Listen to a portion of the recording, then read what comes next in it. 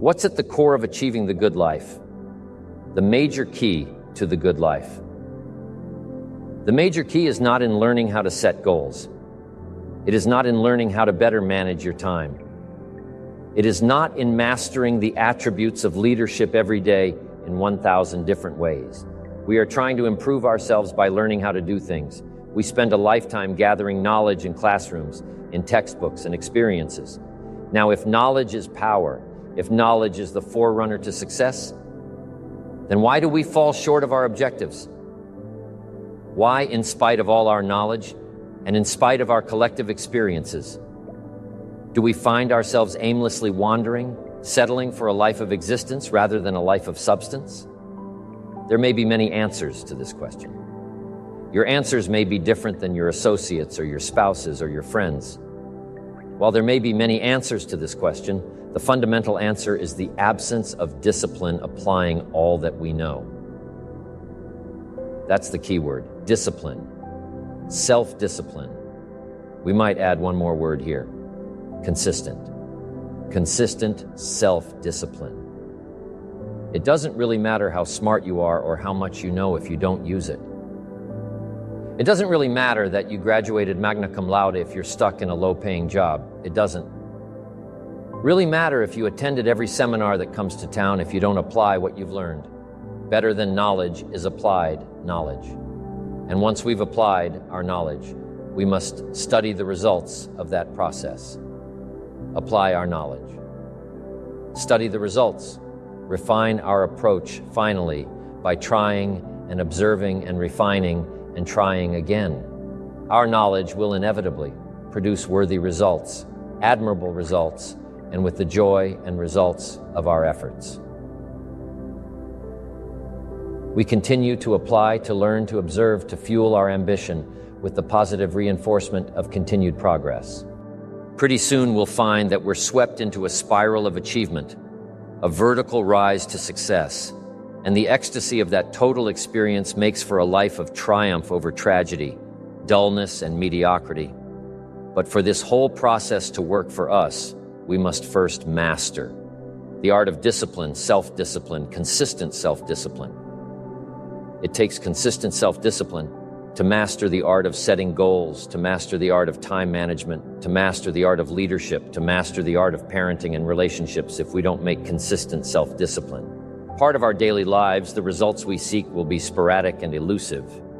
It takes a consistent effort to truly manage our valuable time, or we'll be consistently frustrated.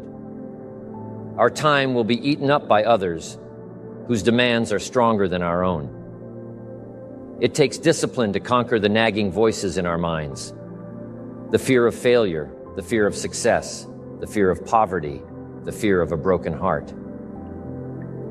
It takes discipline to keep trying when that nagging voice within us brings up the possibility of failure.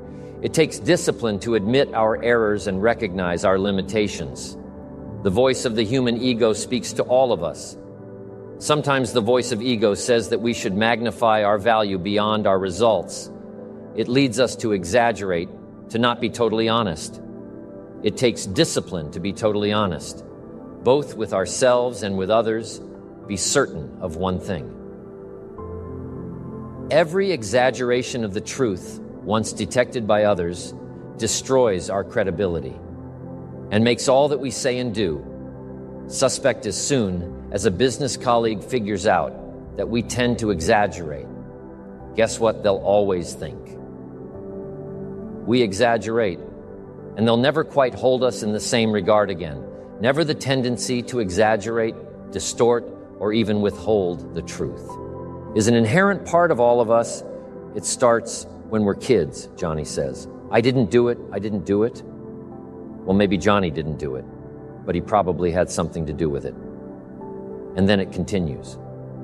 When we're adults, exaggerating the benefits of a product to make a sale. Exaggerating our net worth to impress old friends. Exaggerating how close we are to closing a deal to impress. The boss and only an all-out disciplined assault can overcome this tendency. It takes discipline to change a habit, because habits are formed a little bit each day, every day. Every day, once habits are formed, they act like a giant cable. They act like a nearly unbreakable instinct that only long-term, disciplined activity can change. We must unweave every strand of the cable of habits, slowly and methodically, until the cable that once held us in bondage becomes nothing more than scattered strands of wire. It takes the consistent application of a new discipline, a more desirable one, to overcome one which is less desirable. It takes discipline to plan. It takes discipline to execute our plan. It takes discipline to look with full objectivity at the results of our applied plan. And it takes discipline to change either our plan or our method of executing that plan. If the results are poor, it takes discipline to be firm when the world throws opinions at our feet. It takes discipline to ponder the value of someone else's opinion when our pride and our arrogance leads us to believe that we are the only ones with the answers. With this consistent discipline applied to every area of our lives, we can discover untold miracles and uncover unique possibilities and opportunities. Now, if discipline is the key word, and if discipline is the key action, then what exactly is discipline? One good answer might be the discipline is a constant human awareness of the need for action and a conscious act by us. To implement that action, discipline is an awareness of the constant need for action and a conscious act to implement that action. If our awareness and our implementations occur at the same time, then we begin a valued sequence of disciplined activity. Now, here's the other side of discipline. If there's considerable time that passes between the moment of awareness and the time of our implementation, then that is called procrastination. Procrastination. Doing it tomorrow instead of today. Procrastination is almost exact opposite of discipline. The voice within us says, get it done. Discipline then says, do it now. Do it to the best of your ability today, tomorrow, and always until finally the worthy deed becomes instinctive. Procrastination says later tomorrow, whenever I get a chance. Procrastination also says do what is necessary to get by or to impress others. Do what you can, but not what you must. In every circumstance we face, we are constantly presented with these two choices. Do it now or do it later. Discipline and procrastination. A choice between a disciplined existence, bearing the fruit of achievement and contentment, or procrastination, the easy life for which the future will bear no fruit, only the bare branches of mediocrity. The rewards of a disciplined life are great, but they're often delayed until sometime in the future. The rewards for the lack of discipline are immediate, but they are minor in comparison to the immeasurable rewards of consistent self-discipline. An immediate reward for lack of discipline is a fun day at the beach. A future reward of discipline is owning the beach. For most, we choose today's pleasure rather than tomorrow's fortune. So how can you get rid of the easy distractions?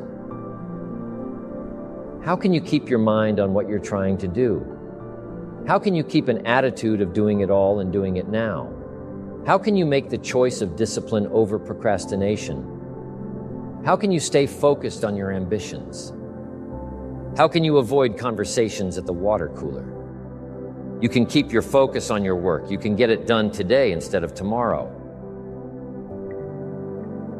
You've got to really work on your consistent self-discipline on a daily basis, or you'll find yourself distracted by negative thoughts, distracted by negative people, distracted by water cooler chatter.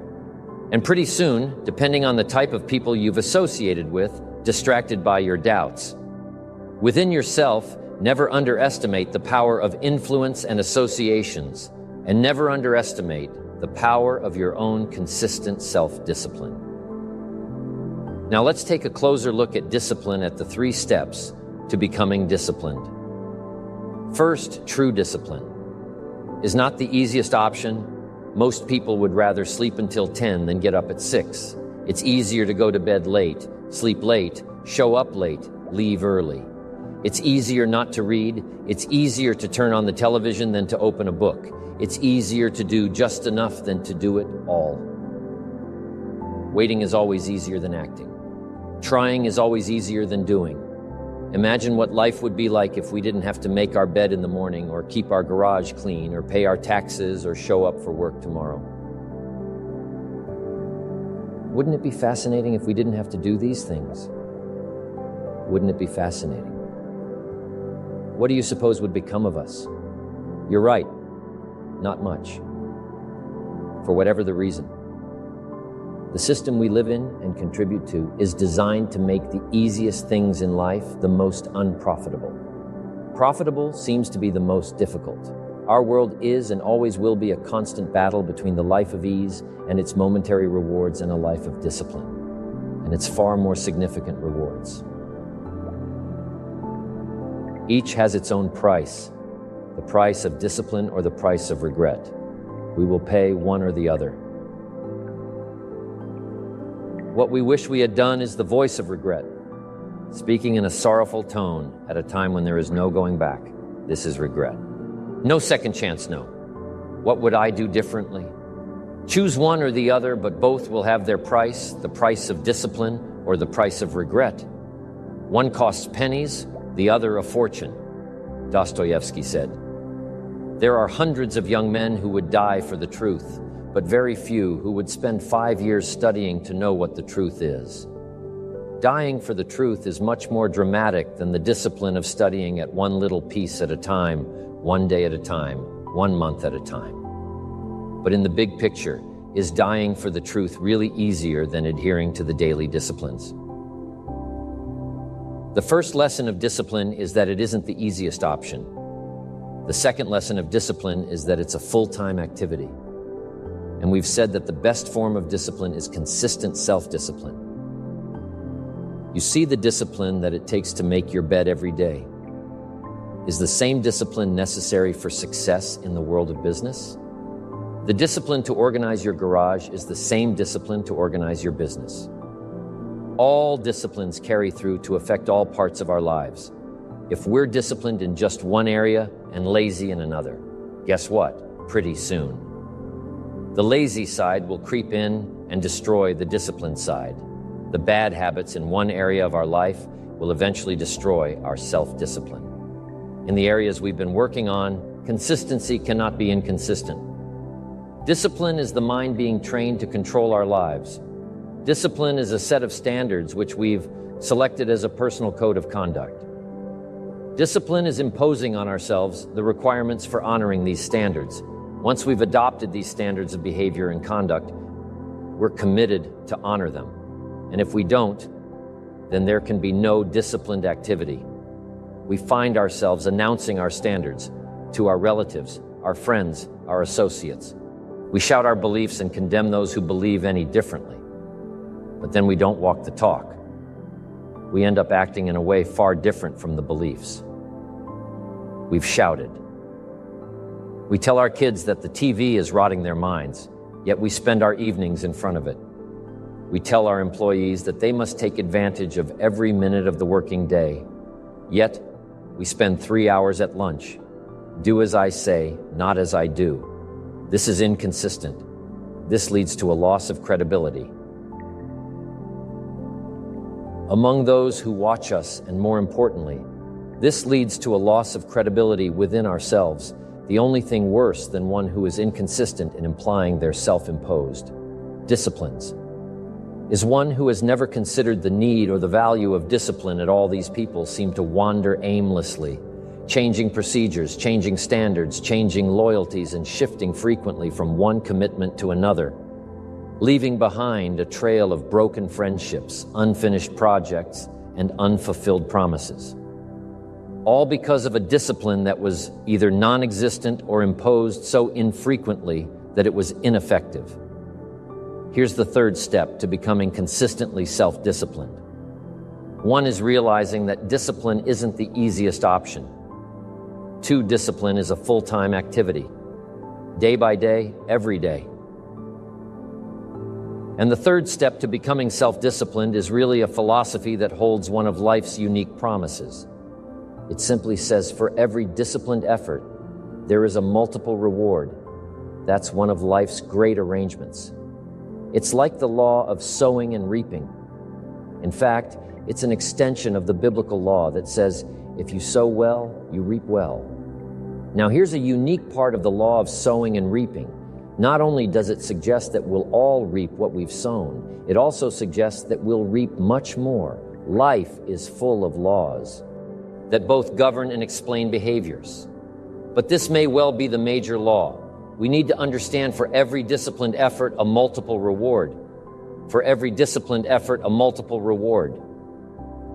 What a concept. If you render unique service, your reward will be multiplied if you're fair and honest and patient with others. Your reward will be multiplied if you give more than you expect to receive your reward. Is more than you expect, but remember the key word here. As you might well imagine, is discipline everything of value? Requires care and attention? Everything of value requires discipline. Children require discipline. They must have a structure. Built for them, they must have boundaries to work within, so they feel secure and comfortable to explore and grow. They must learn to recognize what's right and what's wrong, what's acceptable behavior, what's not acceptable. Children require unwavering discipline, consistent discipline, or they'll be confused as to how they're supposed to behave. Likewise, our thoughts require discipline. We must set up our inner boundaries. Our codes of conduct or our thought will be confused, and with confused thoughts, we'll end up being confused, hopelessly lost in the maze of life. And confused thoughts produce confused results. Look around you at this very moment in time. What might you be doing that needs attention?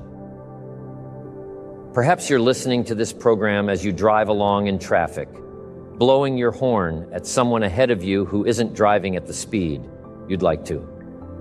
Perhaps you're listening alone because you've had a disagreement with someone you love or someone who loves you, and your anger won't allow you to speak to that person. Wouldn't this be an ideal time to examine your need for a new discipline, perhaps?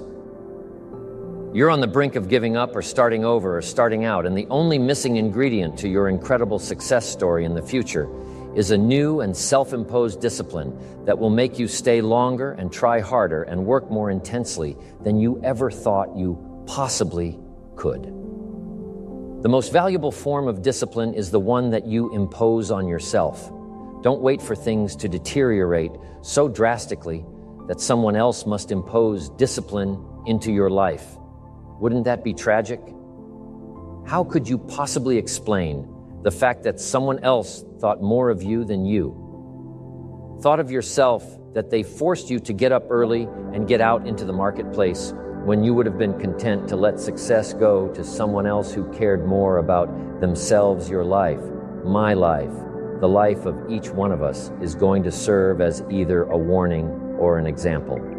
A warning of the consequences of neglect, self-pity, lack of direction and ambition, or an example of talent put to use, of discipline, self-imposed, and of objectives clearly perceived and intensely pursued.